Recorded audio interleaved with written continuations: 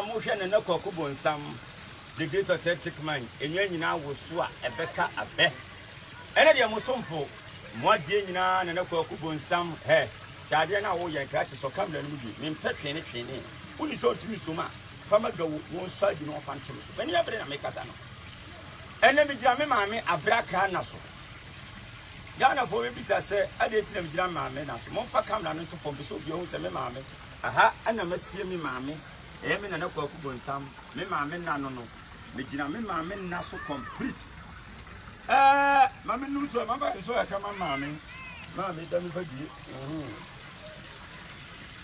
yetia me gira maame na so ne se me pese Ghana fo nyina share video we na video we a message to Aquano or the eagle no.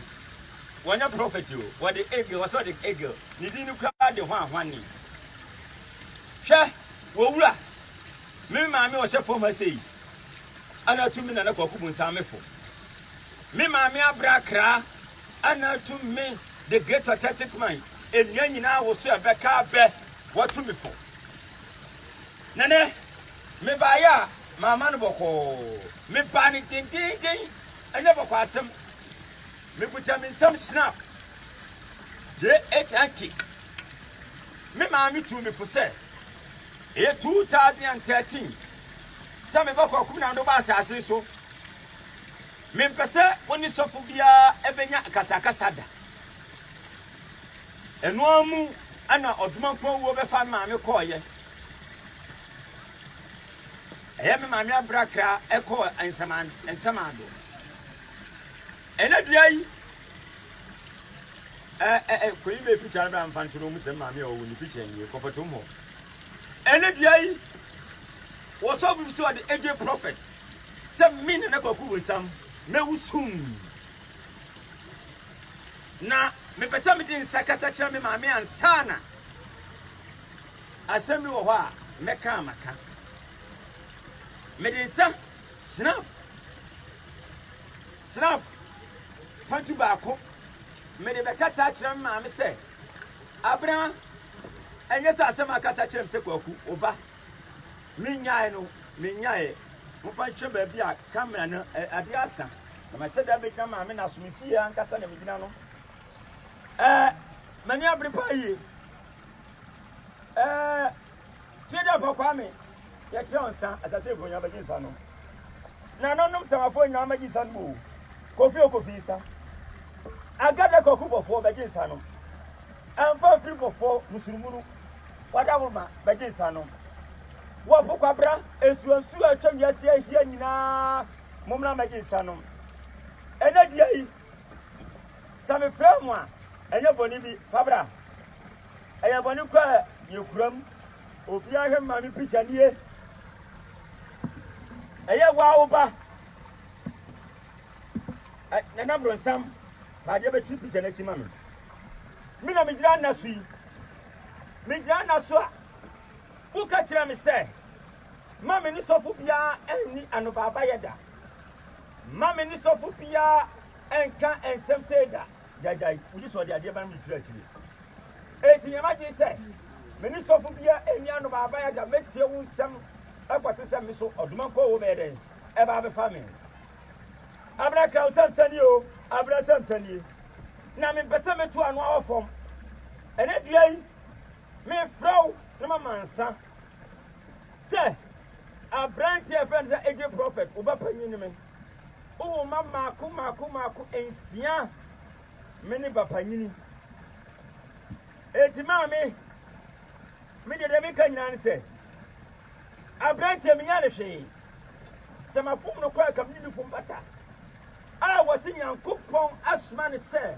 me wo goba mi ba be wu me samai ne yire edi mawo me samai ne ma de mawo me samai wono amu de mawo sadia kokwa fa so beto nwa so fa sadia sa obeta so no afa free bo fo woni posum kase abeko ko musam wudi matudi ko ko o ma busiafo efri abusia pani so ko so akwara woni nge me samai wo nyina de mawo sa wono se we baifo na wa san ko me na bo ma bia wu a me sumi pese abre wona so na ginan every night ekwesi se afu enko na wiye no na butuam efi tire ekwesi tire efi abutua panyini so ekwesi amola ya wo ne ye so me pese abutua tini pa maku dumienu na asama do from nyina wo mu super mo so furu hu say yes mi ko ku busam asema me kan na ana aye ho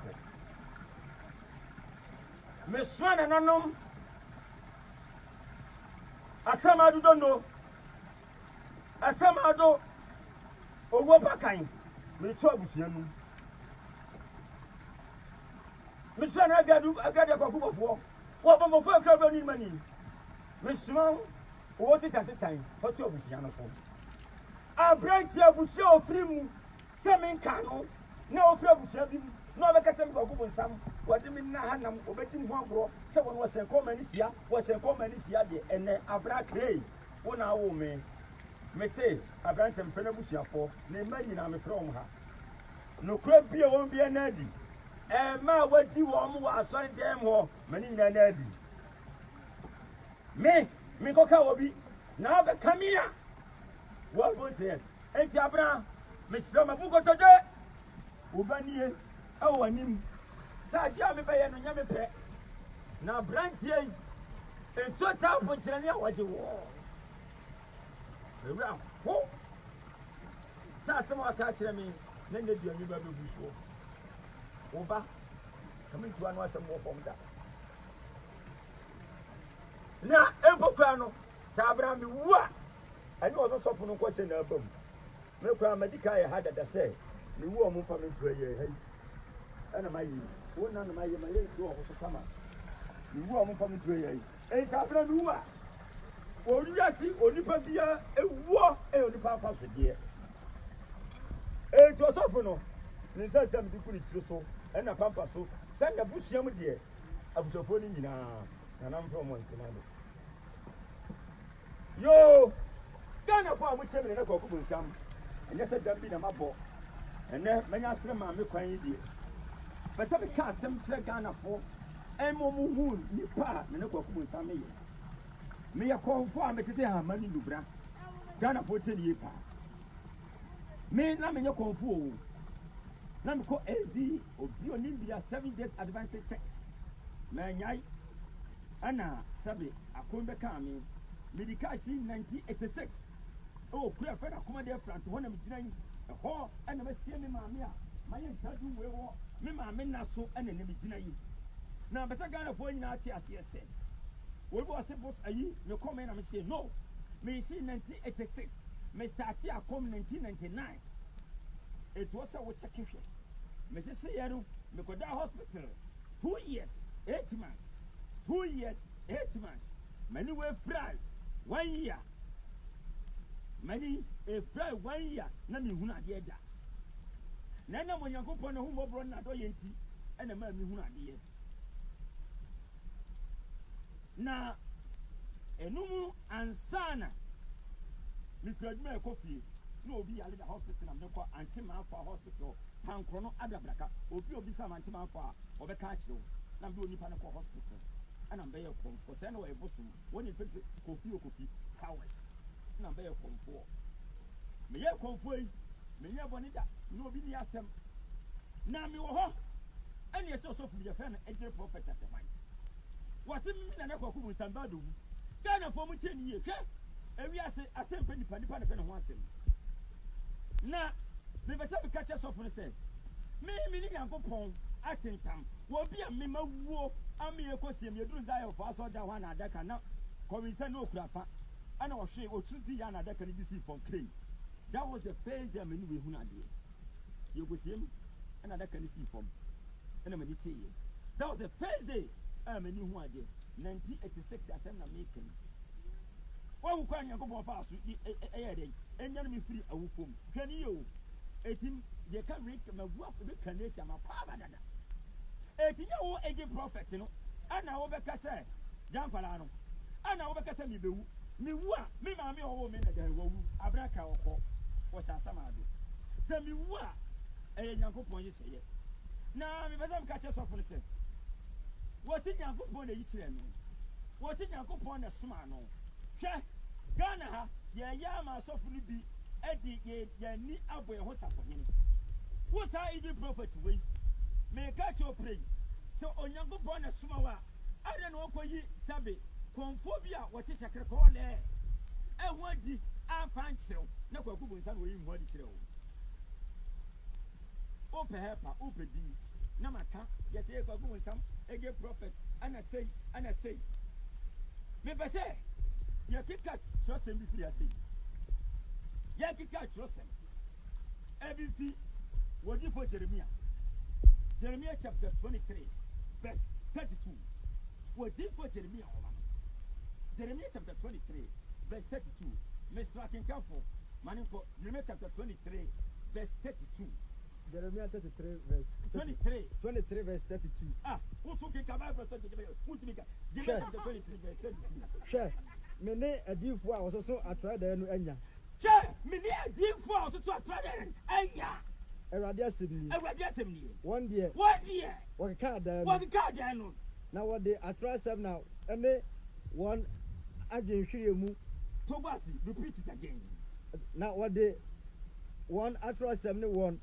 adwenhwere sem dada me man no what dey one atra asem anything one adwenhwere mu sem one ma dwenhwere mu sem tio what you say atra asem and one dwenhwere mu sem and dey yade ade dada me man ade dada Ghana for na so me sma wo na so ready si wo sma wo na me share wo ejiri prophet nyankopon si wo sma wo se be ka chese ko bu sam wo come on here na won ho winya why Jeremiah chapter 23 Jeremiah chapter 40 23 verse 16 23 16 ke ka homa odi po Jeremiah ngoma no ti adonu mi chemu dunsia no that's right se asafo erade sie ni se asafo erade nyankopon obo so ni asase obo mi na kwaku bu nsam sie ni o muntie adifo a wohyehyɛ mo nkom nsɛm no wɔte muntie adifo a wɔhyehyɛ mo nkom nsɛm no hwɛ to ba si na hɔ yɛte ne David ankowu yɛ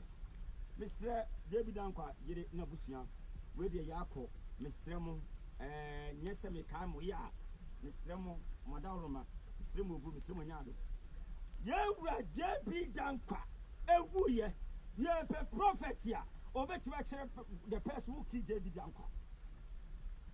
Yeah, who prophet? Every prophet. Where were you that time? You are stupid and fool. Hey, Kikai, transform me. What the more call a who did Jeremiah chapter 23, verse 16. What's what you call who diem? One akumam and swadi who now keka. One akumam and swadi who no keka. One akumam and swadi who and wearing working. Transform me.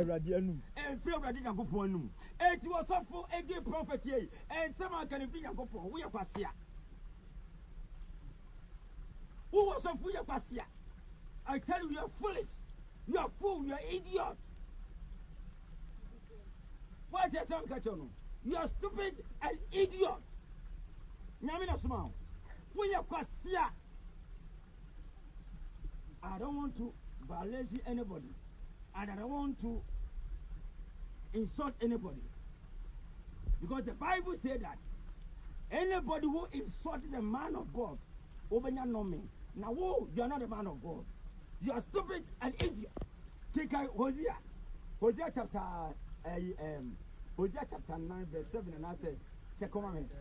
Hosea chapter 9 check on me. Hosea chapter 9 verse 7. Odifo Hosea ngomano. Odifo Hosea ngomano.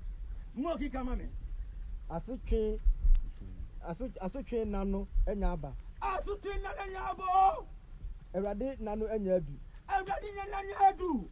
Israel behu se odifo Ghana fo behu se odifo ni ojinifo Ghana fo behu se dey odifo ni ojinifo pasi aboa na betu awe wo ya ma me treme sa ka asem wo si odifo ege wo jinifo ege prophet we jinifo the Bible said that we jinifo ye kwasia me ka to pray ege prophet we kwaku bo sam say hwemanim me ma sese me da hospital 2 years 8 months mi wuyi ye ko sie mi no opeso timi history me kire o ana wo bi no okura de ka wabro nsa na de ka ne ball for na so tinam si kan ne fa enye na ye di na do bom gege no ye di ahoma ne ye di bom ne sane mi wunya hallelujah be ma be yi wa me ni nyina sisu bi ma me.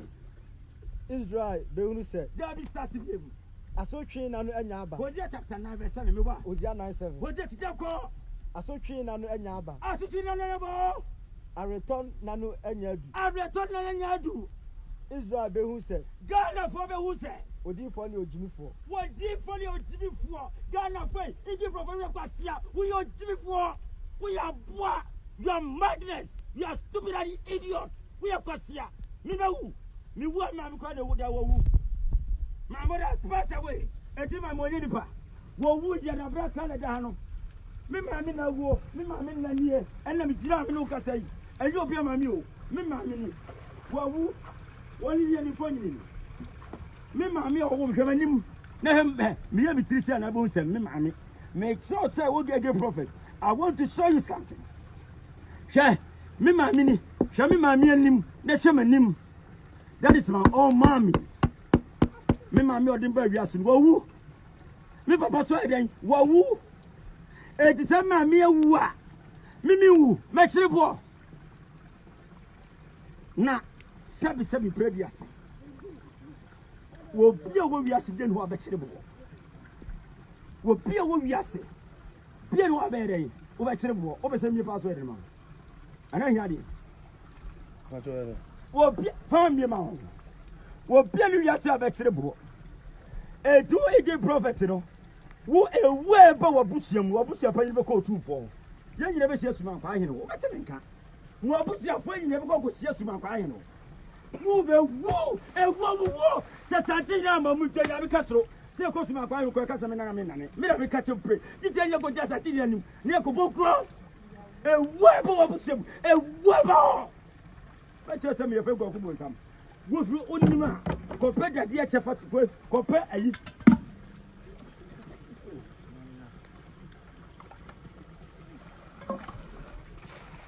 onima ko pe da say we bi ege prophet catch up with your for on ko pe da say no mfanye ayi ye fe say God e channel mfa sebuti.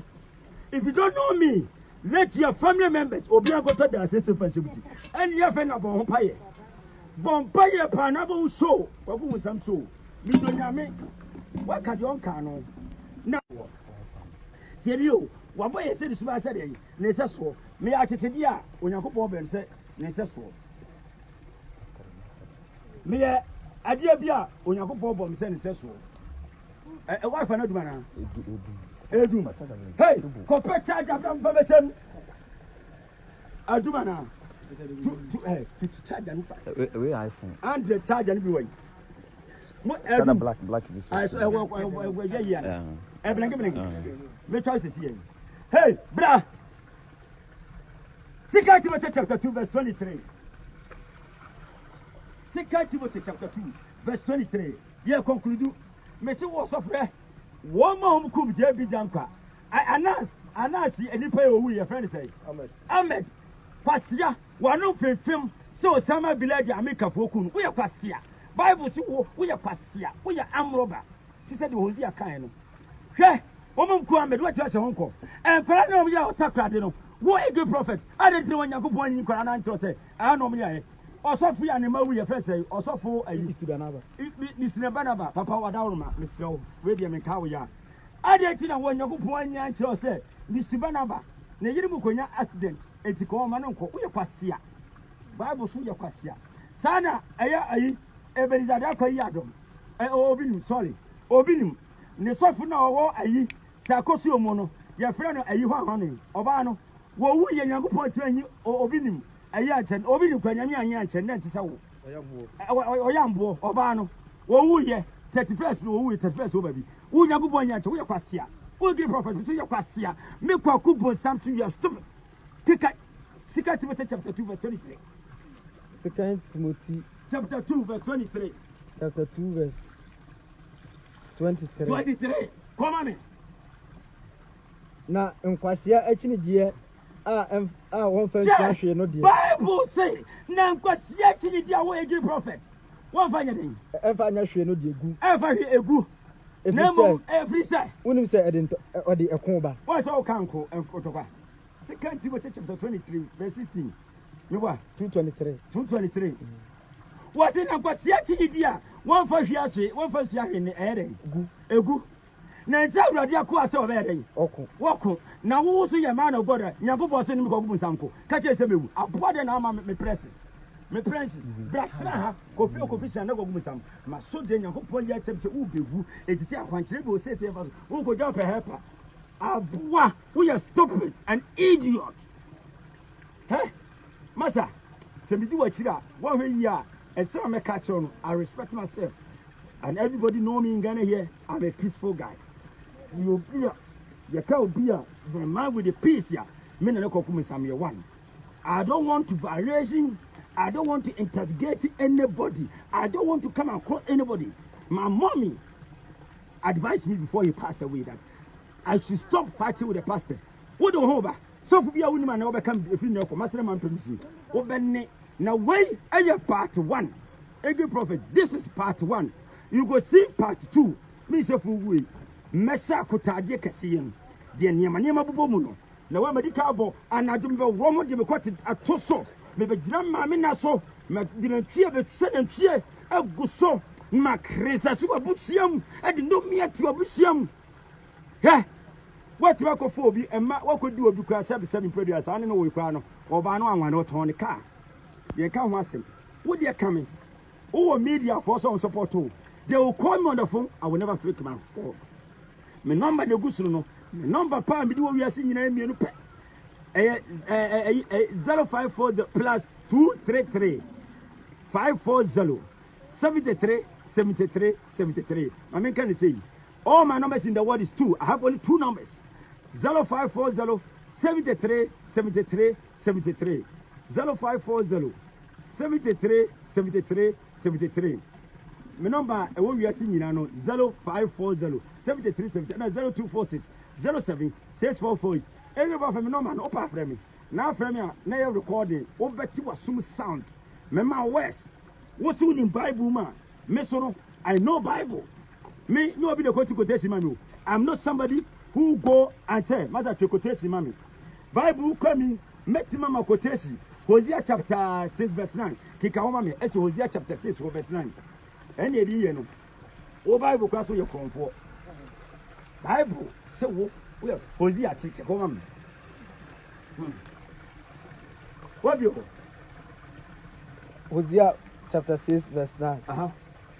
Na asofo asafuko no te se akwamukafo asafo a wotite nipa to basi what say wo again prophet Bible say what say akwamukafo a wotite nipa aduma na kenka to so wodi okwan mu wodi wo ya amroba wo tell obi odi tu akogye tachimokom ekofu obi okuno evidence o to ni so what so them wo say control editi nipa so buo mu edi o mu se ma sika akasi akase wo say tentampo water force dokumo wo ya boa asemi siwe na abaye ana abekaye ya na gase nkwala ayina shopping mall asem na akaye no na ho no ana ama wo kwala ni bi akoto tire bo ho na yigu fom na e POP ti ba ku yi a ni nyina ba yeden ebeyi o ga so wo ye smart ti odu ha ma nkro fo me lusu me car hwi not na fa nkonya accident mu sima obi fa dro gu so menum amo say yes wo nyankopon ni to me so keka go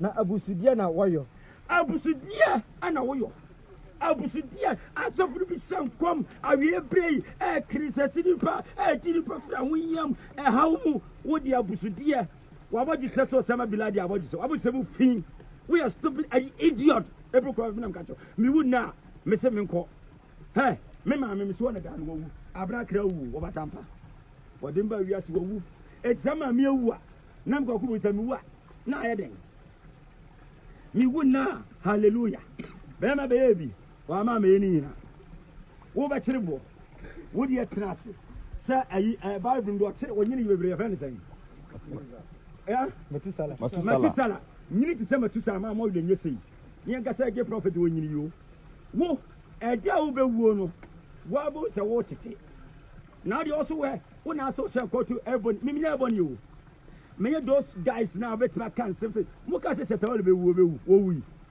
we know we are ye ka se prophecy wopa me ne ko me tuma kyerɛ nkom sɛ maako miensa wopa bisa Shatawale sɛ me ko YouTube bɔ Shatawale na ko busa Shatawale sɛ me Facebook page ana me Shatawale benya international big award woni ayi ebetwa nwuma ye fa no lion bisa no frɛ Shatawale bisa no 2012 election na do ko kufu understand and I'm say all that evidence we nya pɛ ebe fefe in 2012 election it come true. I do a lot of predictions. Now, what you can't say, now we don't have Christian, because a Christian now the buy and say, Mekayano, you call Yefi. Set me yes snap, say, me a Christopher.